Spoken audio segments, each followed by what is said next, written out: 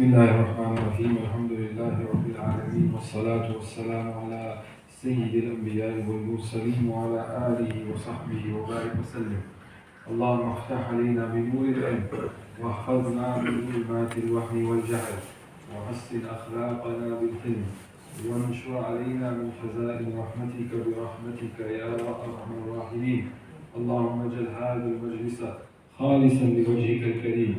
اللهم علمنا ما ينفعنا وانفعنا ما علمتنا إنك أنت العليم الحكيم. Alhamdulillah, Allah subhanahu wa ta'ala has blessed us to sit again in the majalis and the masajid of Allah subhanahu wa ta'ala. The masajid التي أسست على التقوى. Those masajid whose foundations are placed upon the taqwa, the God consciousness and the fear of Allah subhanahu wa ta'ala. These are the blessed places where ilm is sought, where ilm is delivered, as we heard Mufti Sahib said, al-ilmu bit-ta'allum. But lit-ta'allum, you need teachers, you need students, or likewise you need parents, you need those who guide those to seek knowledge and sit at the hands of the ulama. وَالْعِلْمُ هَذَا جَرَيَانَ النُّورِ. That is a nur, is a light that comes from the teacher to the student. And by sitting at the hands of the scholars, learning from them, studying with them, reading the books of the ulama, reading the books of the likes of Al-Mardinani and Al-Hidayah, the likes of Sadr al-Sharia, Sharh al-Wiqaya, the likes of the Ajrumiyas, or the Mishkat, or the Bukhari, or all those great giants that preceded us. That nur is now within your breast. And it's that you are the khuddam of this religion. You are those who now have the responsibility of doing the job of the Anbiya, the Rusul and the Awliya, those who had the greatest of responsibilities. When you look at the life of the Prophet sallallahu alaihi wasallam, that kharaja dhata yawmin sallallahu alaihi wasallam, that he came out and there were two halaqat, there were two circles of knowledge. One, كانوا يقرؤون القرآن. They would recite the Quran ويدعون. They were supplicating to Allah subhanahu wa ta'ala. والثاني يتعلمون ويعلمون. They were seeking knowledge and they were learning knowledge. They were teaching it and learning knowledge. And the Prophet sallallahu alaihi wasallam, in his ishara, as we've heard, Ma'ala, he moved towards the halaqa that was يعلمون ويتعلمون. Those that were seeking and teaching knowledge. He says, in both of them there is good. He says, هؤلاء, these lot يدعون, and asking Allah subhanahu wa ta'ala, maybe Allah subhanahu wa ta'ala gives them, maybe bars them from, both of them are good. And he says, هؤلاء, he says, these lot, وَإِنَّمَا بُعِثْتُ مُعَلِّمًا. So I was verily sent as a teacher. And so the greatest role that many of us can have, the greatest career or wadifa, or whatever you want to call it, is the wadifa of being a khadim of this deen and this religion, of being that intermediary between Allah subhanahu wa ta'ala and the tawakkul. You sign on behalf of Allah and His Messenger and you give rulings. You say this is halal and this is haram and this is sunnah. هذه رتبة عالية جدا. It's a rutbah, it's a maqam that is of the greatest of maqams. When you look in the days of Hajj that we're in now, we have a tabi'i called Ata ibn Abi Rabah. Ata ibn Abi Rabah was the slave of a Meccan woman. تمام كان عبد حبشي. وهو he realized this. He realized the maqam that becomes the great maqam more than the muluk, the maqam of ilm. That when Sulaiman ibn Abdul Malik, the great Khalifa of the Umayyads, when he enters Hajj, and he's got nothing on his feet, and he's wearing his ihram, and he says, أين صاحبكم? He says, where is Fulan? He means Ata ibn Rabah.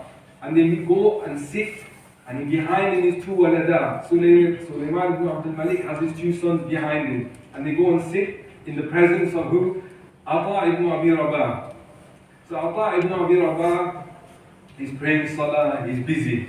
And they wait patiently at the hands and the feet of Ata ibn Abi Rabah. ثم Sulaiman ibn Abdul Malik, he asks, وَتَعَلَّمَ مِنْ أَطَاء مَنْسَكًا. He says, he asks him, what's the ruling of Fulan? What's the ruling of Fulan? What's the ruling if I do this? منسكا. هذا خليفة المسلمين في الأرض. Sulaiman ibn Abdul Malik is the Khalifa of the Muslimin. He's no doctor or lawyer. هو خليفة المسلمين. The whole dawla is in his hands. وهو يجلس in front of Ata ibn Abi Rabah. Ata ibn Abi Rahman was a slave who was later freed and emancipated by his owner. ويقال هو كان مفلفل الشعر كثيرة الجعودة, that his hair was tightly curled. He was like, if you looked at him, you'd think that he was like a black crow, as in the intense darkness of his skin. كان فقيرا, he had very little. وكان مفتي مكة, such as Sulaiman ibn Abdul Malik said, لا يفتي أحد في مكة إلا عطاء ibn Abi Rabah. No one is allowed to give verdicts on the rights of Hajj Mansak except Ata ibn Abi Rabah. Thumma Sulaiman ibn Malik turns around and says to who? His waladan says, Ya waladan. He says, Ta'allam wal ilm. He says, seek knowledge. Limada yashraful wadi. He gives the honor to those who are paupers and are lowly. And those, the likes of Ata ibn Abi Rabah, who are from the bottom of the tabaqah of the community, rose to become A'la al-Rutab, the greatest of people that ever traversed the earth. Ata ibn Abi Rabah, the student of Abdullah ibn Abbas. He then says, Yashruful wadi wa yanbuh al-khamil. And he makes those that were hidden, he gives them, if they come out, they give them that sort of notice, they're noticed by people. Yanbuh al-khamil, those that conceal become apparent. And then he says, Yanbuh al-khamil, and he says, وَيَعْلُو al-ariqa maratib al-muluk. And then he says that those who seek knowledge, they become higher, or they ascend the ranks of the kings. يَعْلُو maratib al-muluk وَلِهَذَا قَالُوا الْعِلْمُ أَعْلَى الرُّتَبِ. Knowledge is the greatest rank that any man can reach. So what you've done today, when you seek knowledge, when you read the likes of Al-Hidayah, it's no easy feat to read the Hidayah of Al-Marginani. It's no easy feat whatsoever to read the likes of, if you understand Al-Hidayah line to line, then you've done something that is very difficult to do. You tell me Hidayah, what's Takhrij in Hidayah? Tell me how the Takhrij. Or is it the qawl of Imam Abu Hanifa? هل هذا تخريج الفروع على الأصول? Is it أصول على الأصول? Is it فروع بالفروع? Hidayah, falsafatul fiqh, is the philosophy of fiqh that Marginani wrote. Marginani, who wrote Al-Hidayah while he was fasting, whose own servant didn't know he was fasting while he's writing the Marginani. Full al-fiqh that you have today, Iyalun ala Abi Hanifa rahimahullah, or falsafatu Imam Hanifa, the philosophy of the fiqh of Imam Hanifa, you can find it in Marginani. In the book of Hidayah, was Sadr al-Sharia, and the Ghasani, was Samarkandi, those names that you must know off by heart. You see, we don't know the legacy of our ulama and the turaf that we have. You don't know who we've left behind. The likes of Abu Hafs al-Kabir, Abu Hafs al-Saghir, wal-Maturidi, wal-Ash'ari, those great giants that their names still reverberate today, their maqam and their knowledge you still take benefit from today. Now we still are trying to say, some of the ulama would say, look, the best that we can do in this day and age is just understand the works that we have in front of them. Forget maqam al-tajjeel, wal-takhrij, wal-tamyiz, if the best you can do today is tell me what is said in Hidayah. Tell me what they spoke about in these books, I'll give you an alim today. Khalas, you can become an alim. وَلِهَذَا قَالَ عِلْمُ دِقَّةً. That ilm here is precision. That the more precise that you are in knowledge, the greater the alim that you are. I will reiterate some of the words, some of the things that the Shaykh before me said. That look, what you've done is no easy feat, and it begins now. Your journey of knowledge begins now. Look, Al-Muzani, Tilmiz al-Shafi, the student of al-Shafi says, Qara al-Risala of al-Shafi 50 times. So, every time you read the Risala of Shafi, he discovered something new, or he learned something new. Me, myself, we've studied the same book twice. Al-Ikhtiyar, for example, we studied twice. Al-Quduri, we studied twice. There are books that you need to study not once, not twice, not thrice, maybe 5 times, 6 times, 7 times. Research them, study them before you speak. Before you speak or what comes out of your mouth, research, sit at the ulama, ask, find out, have a library of books. It's not it's not enough to just do a course and call yourself, khalas, become an alim. And it's not enough for the community to suffice with having a rank of ulama who haven't reached the status that they need to and that they need to reach, that you should expect a lot. That we should, as a community, expect ilm to be a'la rutabi, not the lowest, not lip service that I say, you know what, yeah, ilm is good, yeah, ilm is good, but if you have to choose between medicine and you know, sending your son to an alim course, or you know, sending him abroad to become a qari or learn tajweed or sit at the hands of the ulama, I guarantee you 90% of people in our community, they probably send their son to become a medical graduate or you know, a dental graduate, because you're looking at what? You're looking at the life of this world, al-fani, this temporary life. That's what you're looking at. If I told you that, you know what, I give you the keys to the other world, or this world, which one would you take? وَلَلْآخِرَةُ what?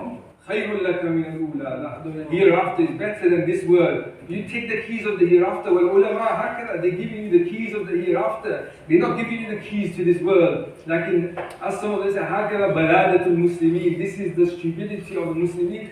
Ma'arafu, we've not understood the rank of what we have in front of us, the legacy what we have, the Quran, the Wahi we have in front of us. This here, Ar-Rahman wa 'allama al-Quran, khalaqa al-insan. Allah subhanahu wa ta'ala says what? Ar-Rahman, he says what? What? 'Allama al-Quran. He mentions ta'aleem and teaching before what? Khalaqa al-insan, before creation. But creation came before what? Ta'aleem. فهكذا العلماء قالوا هذا ترتيب رتبي ليس ترتيب نسبي. It's not ترتيب of what came first. It's a ترتيب, order, sequence of rank.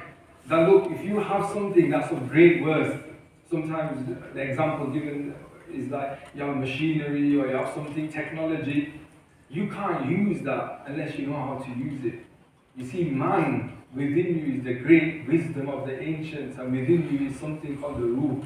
And you need to understand how to use that. You need to understand how to live. You need to understand how to form relationships. You need to form emotional relationships, emotional intelligence. You need to be able to traverse this earth in a way that is pleasing to Allah subhanahu wa ta'ala. You can't do that unless you learn how to live.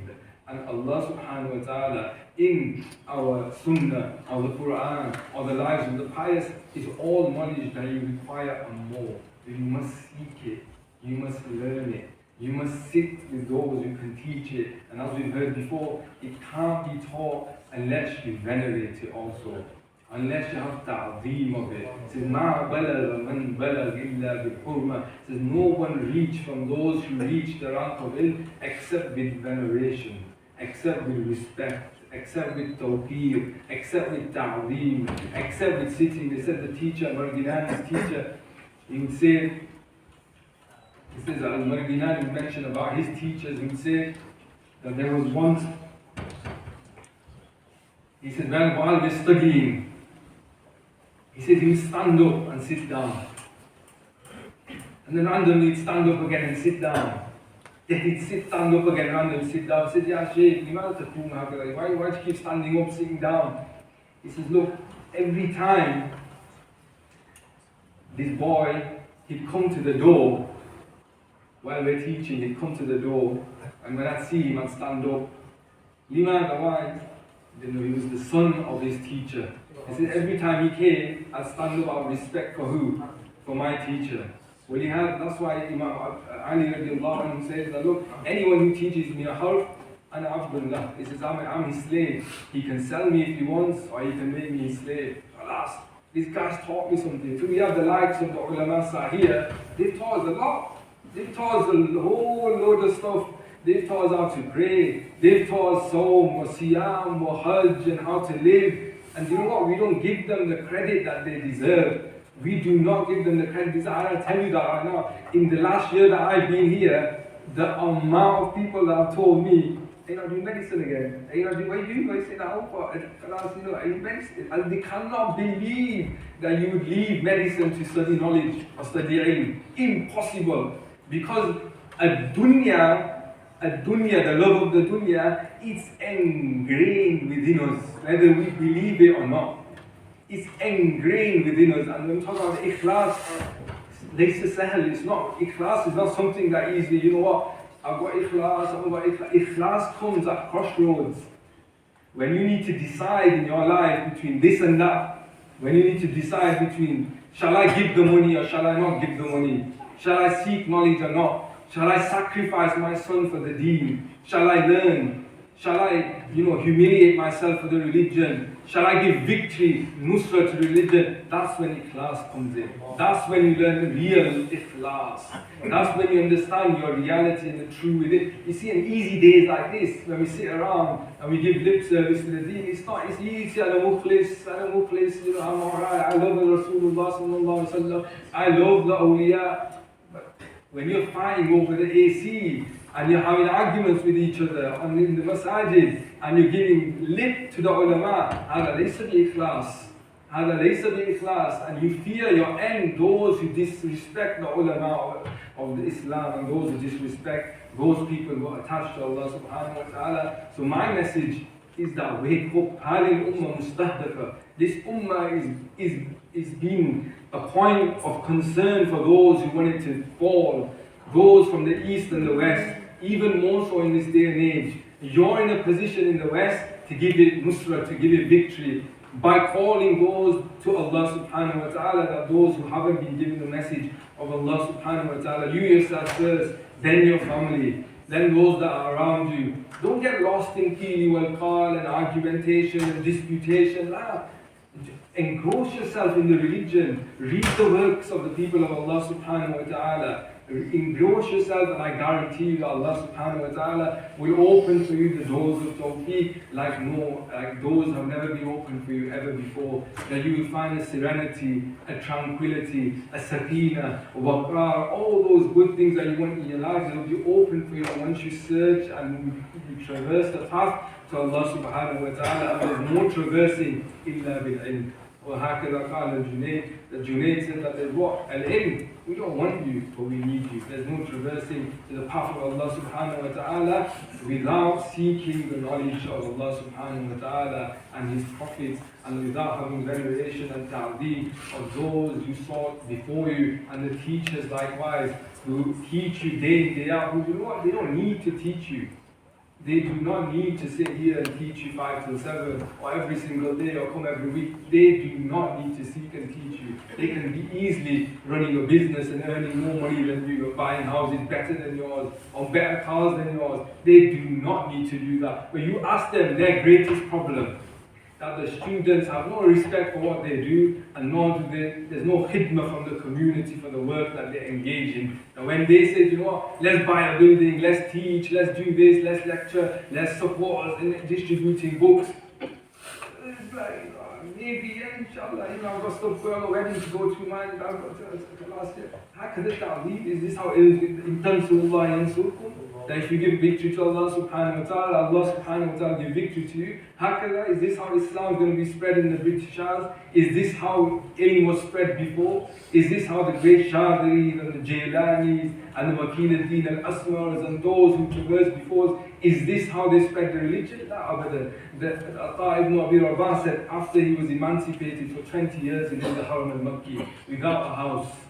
He lived in the Haram al-Makki teaching people Islam.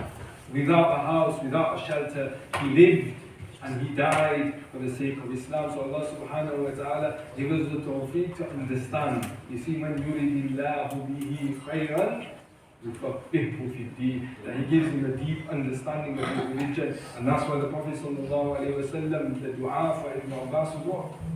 Allahumma faqqihhu fi ddin wa allimhu at-ta'wil. That give him a deep insight to the religion. ليست سطحية قرأت أنا هذا الحديث معناه وكذا والنبوة. لا. That's why when you have people from outside, they can easily argue against what you said. Why? Because أنت ما دققت. You've not read علم التدقيق. You've not spent hours that it deserves. You've not spent the 24 hours in the day that it deserves. You spent 5 years and خلاص you've moved on. لا أبدا. You need, some of our teachers would say, before you teach, read 50 books before you teach one. If you're going to teach Quduri, then read 50 books before you start teaching Quduri. Read the Radd, read the Hashiyah, read the Bada'i, read everything, read the works of Fatawa before you engage in teaching the works of the ulama. فهكذا Allah subhanahu wa ta'ala يوفقنا وَيُحَقِّقْنَا, and Allah subhanahu wa ta'ala give us due diligence and respect and allow us to be great servants of this deen. وَآخِرُ دَعْوَانَا